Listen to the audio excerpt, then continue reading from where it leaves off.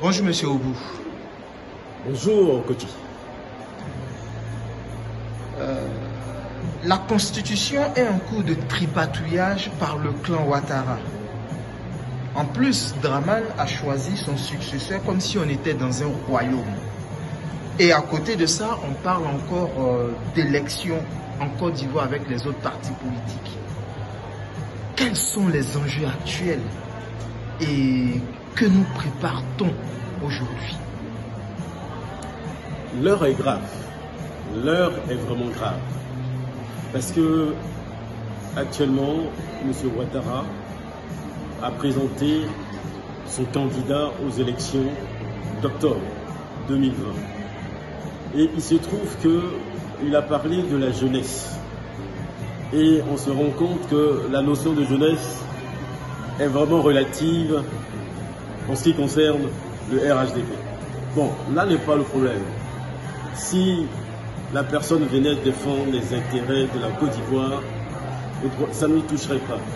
Mais dans le cas où on est, on sait comment les choses sont en train d'être ficelées. Ça veut dire quoi? Ça veut dire qu'on change la Constitution pour essayer de défendre et protéger ses intérêts. On prend la CEI en otage. Donc, on connaît déjà les résultats. Donc, ce que je demande à nos frères, qu'ils regardent un peu ce qui s'est passé au Togo. Au Togo, on savait pertinemment que l'actuel président Faure allait rester. Les opposants se sont mis ensemble pour aller aux élections qu'ils savaient eux-mêmes à la base qu'ils allaient perdre. Ceci dit en pensée. La personne aujourd'hui qui réclame les résultats des urnes, j'ai rien contre. Mais pendant 20 ans, il était ministre de l'Intérieur. C'est-à-dire qu'il était de ceux qui tripatouillaient les élections. Donc nous, ce qu'on veut pour la Côte d'Ivoire, c'est que vous, là où vous êtes, ne regardez pas le pays comme ça. Parce que vous savez demain que la personne que Ouattara a choisie va rester. Et vous êtes à la maison. Mais l'heure est grave. Chacun doit faire ce qu'il sait faire. Chaque Ivoirien, chaque Africain qui habite la Côte d'Ivoire doit se dire que mes enfants, là, demain, est-ce qu'ils vont rester encore sous la colonisation ou est-ce qu'ils vont être libres? Donc, si vous voulez que vos enfants soient libres, il faut absolument arrêter cette mascarade dramanienne. Hein? Si vous n'arrêtez pas la mascarade, mais ça sera encore, comme il a dit lui-même, hein, ils sont là pour 50 ans. Vous imaginez quelqu'un qui dit, on est là pour 50 ans.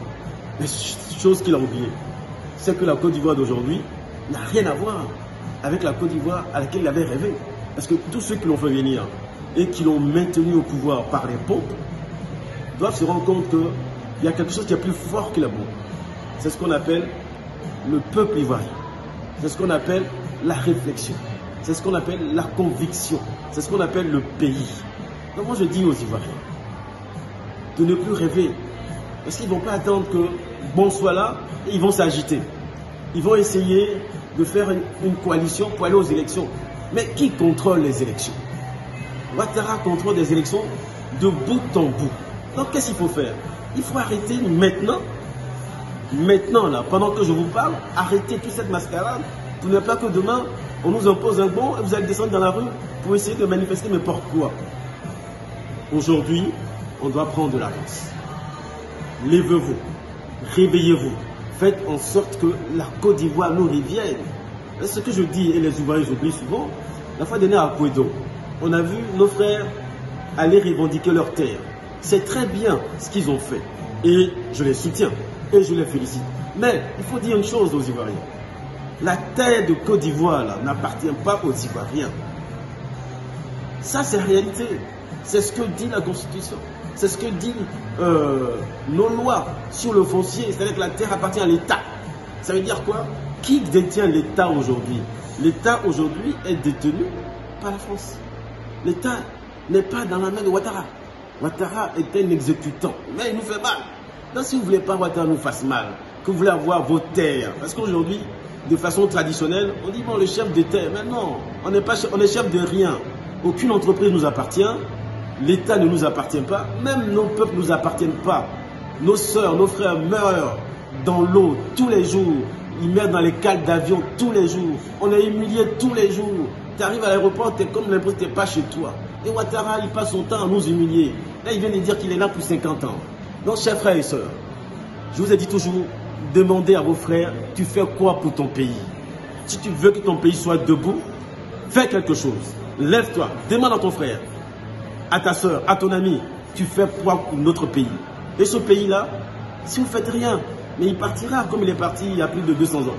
Mais nous, en ce qui nous concerne, la Côte d'Ivoire pour tous, dans la justice, nous disons que ce pays-là, on va le reprendre. Donc l'enjeu, ce n'est pas les élections, les frères et sœurs. L'enjeu, ce n'est pas l'élection. L'enjeu, c'est l'indépendance du pays. Retrouvons nos pays. Et une fois que le pays est retrouvé, on va aller de l'avant. Mais pour ça, il faut libérer tous les prisonniers politiques, les prisonniers militaires. Il faut que tous les réfugiés rentrent, que Gbagbo rentre pour que ce pays-là se retrouve. Je vous remercie. Je vous dis à très bientôt.